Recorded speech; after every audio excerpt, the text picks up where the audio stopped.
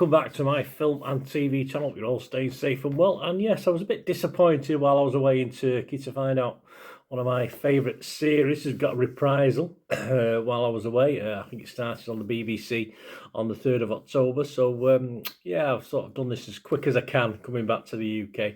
And we're looking at How Are You? How are you? It's Alan Partridge, of course. Alan Partridge, a very familiar name to comedy watchers on BBC, and he's not everyone's cup of tea, Mr. Steve Coogan, but he's certainly mine. I'll admit that. So, although I did have my doubts initially about this little series that he put out. It's a mockumentary, of course, stars Steve Coogan as Alan Partridge. I'm doing this review on the 18th of October, so all stats and scores, etc. is at that stage. It's 6 episodes, typical BBC, so about 27, 28 minutes per episode. I think this is showing on HBO Max in Australia, so please, guys, we'll have a chat about it. If you're new to the channel, if you can push that subscribe button, if you like the content, press that like button, guys, always important. And give me any hype points, that'd be wonderful as well on YouTube. Helps the algorithms and all this sort of thing. So if you enjoy the content, if you're new, or if you're just coming back, you can press those buttons, it'd be fantastic. So thank you very much in appreciation for that. This was directed by Neil and Rob Gibbons, who've joined his team, I think the last 2 or 3 series he's put together. They weren't there from the start, but this is written by Coogan with those 2 gentlemen. Jack Scale from The Guardian said of this series, "Nothing else on TV has this many laugh-out-loud moments." He's probably right, but you've got to be a Partridge fan, of course you have. Most appear on his side. As far as not a large amount of reviews on this. Right, this is about, of course, let's tell you what it's about, because it did sort of worry me a little bit that it wouldn't be well received because of its content, although Mr. Alan Partridge himself, if you've watched the series, has had a few little mental problems, hasn't he? So it touches upon that in a more direct way, this series. And it follows Alan exploring mental health issues after losing his job with the BBC and fainting during a corporate event. Yes, shame where his head finished up. He leaves behind a lucrative, career voicing radio commercials. Alan Partridge makes a brave personally brave return to television to make Britain's first ever documentary about mental health. Yes, there you go.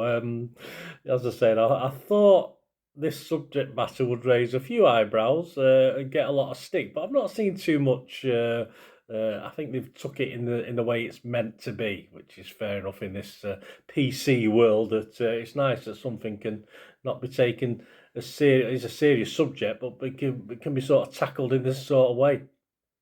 And I think most are just going along for that Alan Partridge ride. And for me, eventually, it turned out to be a reasonably fun one. It does take an episode or 2 to get going, I thought. I worried about the fact that this may be a series too far when I started to watch it. Perhaps I just needed to get back into the feel of it, because soon enough I did have those laugh-out-loud moments. And, of course, plenty of cringy moments, which, in a good way, you get with Partridge. And his Partridge at his best, of course.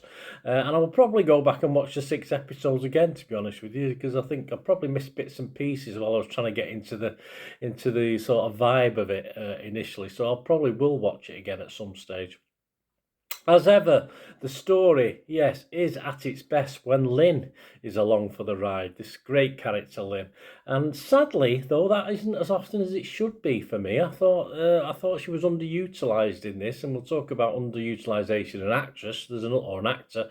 There's another one in a moment, but I think the series struggles outside occasionally of this brilliant chemistry between Lynn and Alan, of course, and this partnership that's been there all the time, which is just fantastic for me. I love it when they're both on screen together.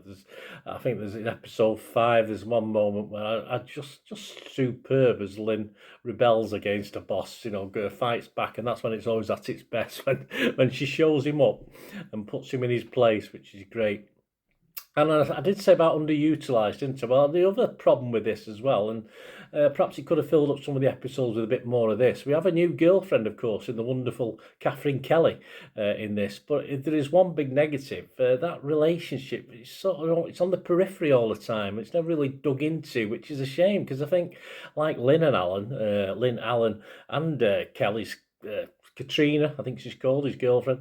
If there'd been like a sort of switch, a sort of rubbing off between them three, I think we would have had some great scenes. But it never really develops too much into the Kelly's role, in Kelly's character, Katrina, and those skills and Kelly's skills are never really utilised. She's always on the periphery, and we know what she's like. We can see what she's like in the series, but it's a shame that that wasn't utilised a little bit more. Perhaps there's potential for the future. Who knows? But I was a bit disappointed in that. But it's only a small disappointment. As a Partridge Coogan fan, this is spot on. I think if you like Partridge and Coogan, I think Coogan said himself, Alan Partridge is far more popular than him now. I think that's probably correct. It's good fun. It tackles a serious subject, of course it does, but in that inimitable way, that Partridge way, that if you go along and accept it, then you'll enjoy it. It's as simple as that. Don't be expecting a documentary on mental health. As we know, it's a mockumentary, so take it in that sort of stance. You'll take it in that idea of what it is. Jack Scale, who we mentioned earlier, who liked the series, he gave it 4 out of 5, said he finished his article by concluding, glimpses into Alan's soul that have been ever since the Gibbons brothers took over co-writing duties. More than once the series pulls off flashes of pathos, where Alan's lack of self-awareness reveals a sadness that almost has us crying tears of emotion before the persona snaps back in and we're crying from laughter again instead. That can happen because we've loved him for so long. Any version of Alan Partridge is always welcome back. Hopefully we will have more to come. Slightly off topic. I don't know why I thought of this at the time, but I was watching it and I thought, wouldn't an Alan Partridge Philomena Kunk collaboration? I think I might try and find his Twitter, something. Get together, you and Philomena Kunk. I think that would be a fantastic collaboration with Lynn as well. Who knows? But that would be fun, I think. So slightly off topic. Anyway, Alan, if you watch, Steve, if you're watching, Alan, if you're watching, whoever's watching, what an idea! Philomena, if you're watching, Miss Kunk, if you're watching, why not? What a great collaboration that would be. Anyway, that's off topic. I liked it, as you can probably guess. Actually, this is going to be released on DVD and Blu-ray in the United Kingdom on the 18th of November 2025. Score-wise, there's not a lot, as I said, out there. Rotten Tomatoes, 8 critics, all positive, all fresh, so that's fine. Internet Movie Database, Joe Public, almost 1,000 scores and reviews as I'm doing this, and it's getting a really healthy 7.8 out of 10, so that's all good. At the moment, if I go back and watch it again, this score might go up, but I'm going to give it a 7 out of 10. A good series, well worth the watch. As I said, there was a couple of things that might have been tweaked to make it a little bit better, but I'll give it a 7 out of 10. If I go back and watch it again, I might be pushed to 7.5, but I'll give it a 7 out of 10. Very enjoyable, and as stated early on, as far as comedy is concerned, you don't get much better in this day and age. Even on the BBC, that does throw out a few new gems every now and then, Alan Partridge remains up there with the best, and still is. There you go, guys. Let me know your scores. If you hit those buttons, if you want to contact me, you can through YouTube or my various socials. There are ways of doing that. I'm on different social sites. If you're into your X, and all the other sort of Facebook and all the other things. So if you want to do that, or you also want to help support the channel and help sponsor the channel, for instance, there are other ways of doing it, as well as pressing those buttons. And to find out how, just spare us another few moments to keep watching and listening.